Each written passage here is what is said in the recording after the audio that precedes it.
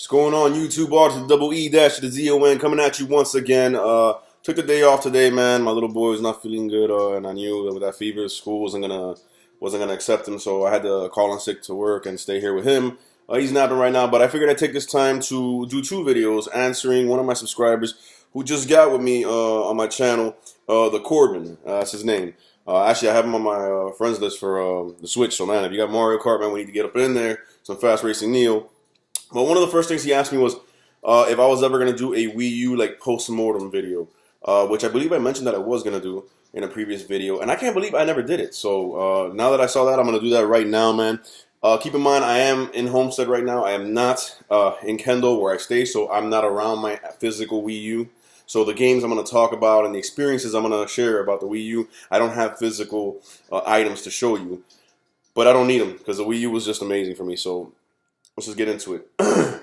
I remember when the Wii U launched, how excited we all were, at least Nintendo fans. So the general gaming world was kind of confused because Nintendo didn't really elaborate in full detail or with any kind of clarity what the Wii U was, what it offered.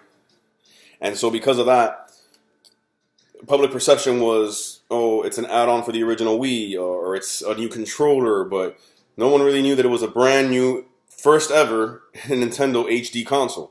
So that's where they kind of took a misstep. But I remember being super excited, man. I remember because I'm an avid gamer and because I follow the video game industry, and as I said many times before, I'm studying to get into it.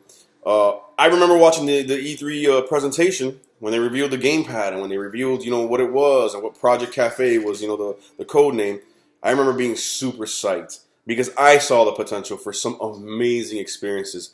And while Nintendo themselves didn't really capitalize on the gamepad and what it could do, there were still some experiences to be had by other companies. Ubisoft comes to mind, that really, really capture what the gamepad can do and what it brought to gameplay and game design that wasn't there before. So having said all that, man, I remember being super excited. I remember going on a mission to pre-order one, couldn't pre-order it, ended up having to get it from GameStop online, and it was delivered launch day, so I got mine on launch day, but I had to settle for the basic white unit, only 8 gigabytes of internal memory. Y'all know the struggle. Y'all know about that.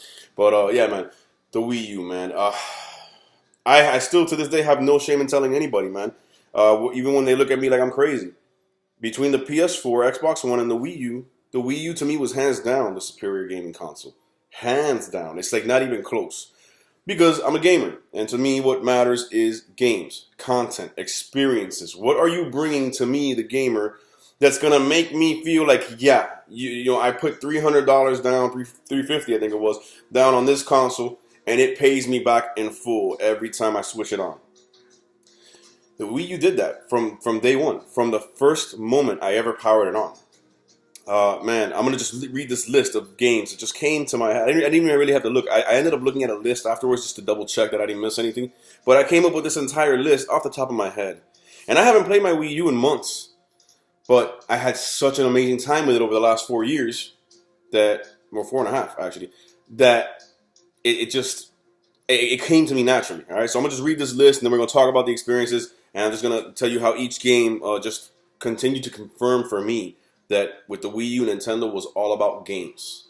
And even though it was their shitty marketing and them not being clear, really at the end of the day, the biggest thing aside from marketing that fucked the Wii U over was lazy ass modern day gamers that are just content with the same old status quo. Alright, so we got Super Mario 3D World, Yoshi's Woolly World, Donkey Kong Tropical Freeze, New Super Mario Bros. U, The Wonderful 101, Zombie U, Xenoblade Chronicles X, Legend of Zelda Wind Waker HD, Legend of Zelda Twilight Princess HD, The Legend of Zelda Breath of the Wild, Super Mario Maker, Splatoon, Lego City Undercover, Mario Kart 8, Bayonetta 2, Star Fox Zero, Pikmin 3, Super Smash Bros. Wii U, Hyrule Warriors, and Toad's Treasure Tracker. Those are just off the top of my head games that came to my mind that I said, these are the games that made these last 4.5 years so memorable for me with this console. While the rest of the world laughed and the rest of the world shunned and the rest of the world basically ignored the Wii U and treated it like the redheaded stepchild of the video game industry, this here real gamer was busy getting down on all these games. Man, when I look at Super Smash Bros. Wii U, Mario Kart 8, those two games alone, respectively, I've spent upwards of 300 hours in each one. 300 something hours in Smash Bros., 300 something hours in Mario Kart. When I look at Splatoon, my ex-wife, when I was living with her, had her own profile and I had my own profile. Respectively, we both put in between 70 to 90 hours in that game. Online, mind you. Man, Zombie U, I spent a good 90-something hours in that game. I played that game over and over and over again. And to this day, it is my favorite all-time experience on the Wii U. It really is. It's crazy. That's where you can see where the Wii U kind of faltered, where it kind of floundered, was that here we have a Nintendo system where a diehard Nintendo fan like me, as great as some of the games Nintendo made on it were, when you have a Nintendo system that this here gamer's favorite game on that entire console is not a Nintendo-made game, that's the first time that's ever happened. So, but Zombie U was just phenomenal. But yeah, man, so like, when I look at this list, man, I look at a system that was made for the gamer, not for the tech head, not for the streamer and the content creator and all that. No, this was made for the person that wants to slide a disc into the optical drive, pick up the controller, and play and have fun. That's what the Wii U was all about. That's what Nintendo has always been about. So, when I look at this list, man, I'm looking at Super Mario 3D World, man. This is a game that a lot of people were up in arms about. Nobody will sit there and tell you that the game is not great. Everybody knows the game is phenomenal. But it had a stigma attached to it, much like Super Mario Sunshine, because it wasn't exactly what people wanted from a Mario game at that time. Sunshine was not the Mario 64 sequel in a lot of ways that people were waiting for. So even though it was a phenomenal game, it kind of gets this stigma attached to it.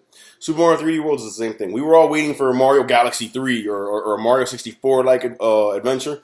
And then, Super Mario 3D World is not that. It's a different formula of game.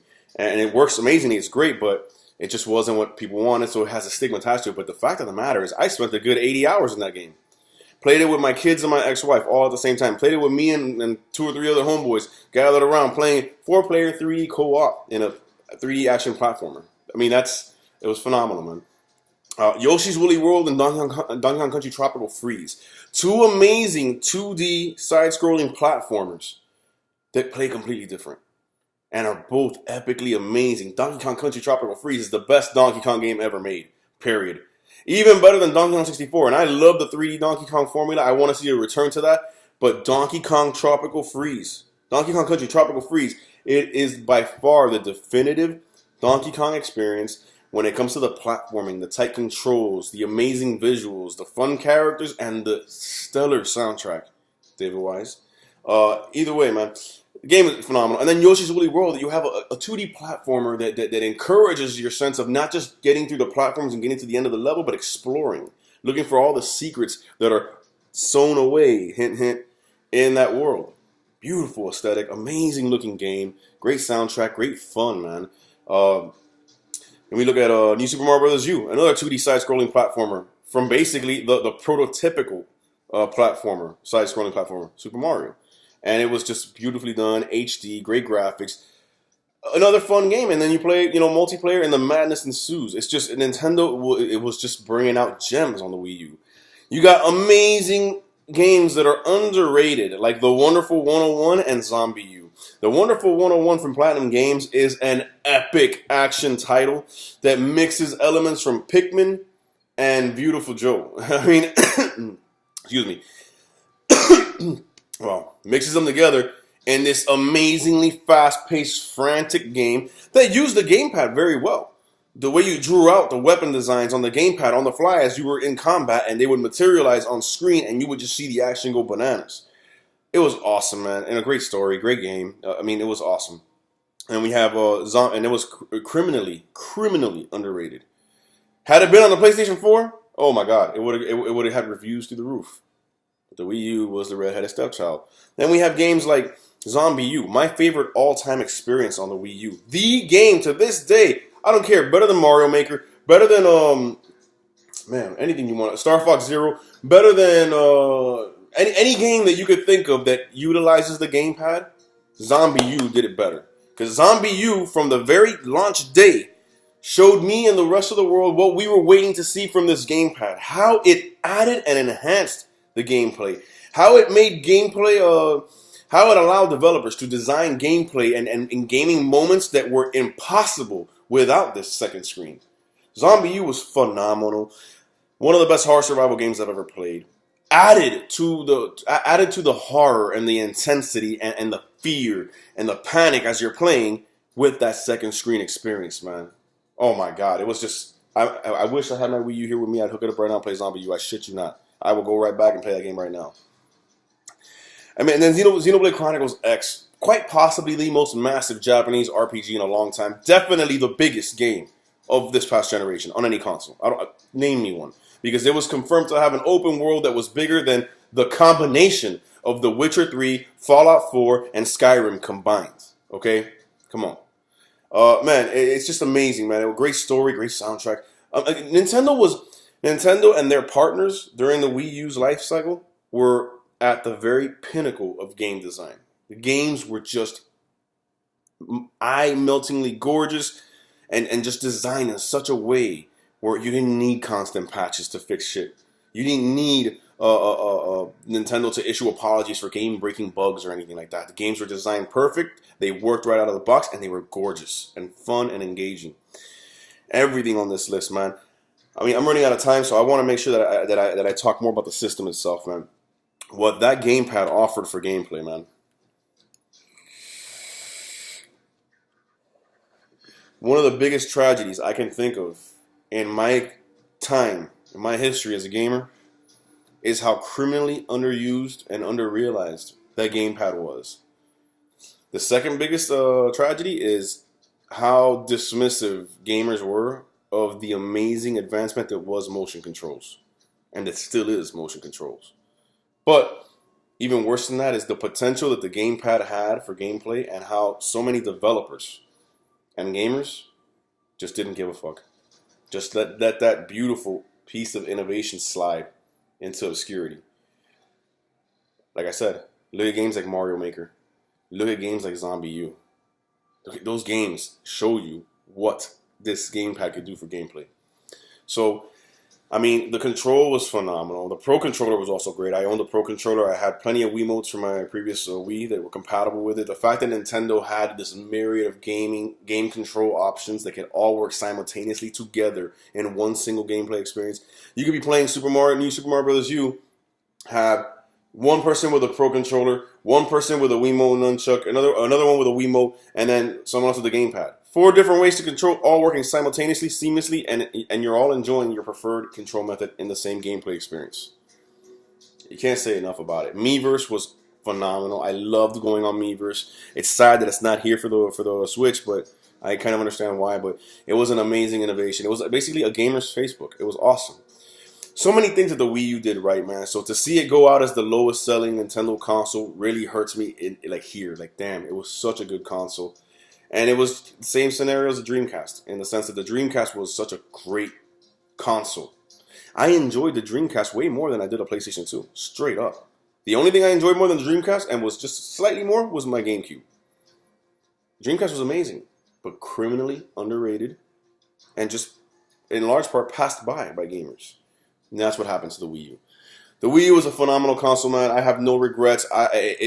If we can go back in time, and I know everything that's going to happen, I know how bad this is going to sell, I know how lack of third party there's going to be on the system, I still put down $350 on it in a heartbeat. And I would pre-buy it this time because of the games Nintendo offered and because of the exclusives that came out on that system that weren't available anywhere else. I have a PS4, as you guys have heard me say, over 20 games for it. If you had to take the 100% of my game time this last generation with PS4 and Wii U, it's easily 95% Wii U and 5% PlayStation 4. So that's my post-mortem video on the Wii U, my Wii U memorandum. An amazing, amazing console with some of the best installments in Nintendo franchises of all time that just didn't get the love it was supposed to get. But for me, it got plenty of it, man. That was my console of choice for the this entire last gen. God bless y'all. Stay gaming. Hope you enjoyed it. The Corbin. I'm coming back with my Xenoblade Chronicles X review as well, man. God bless. Peace.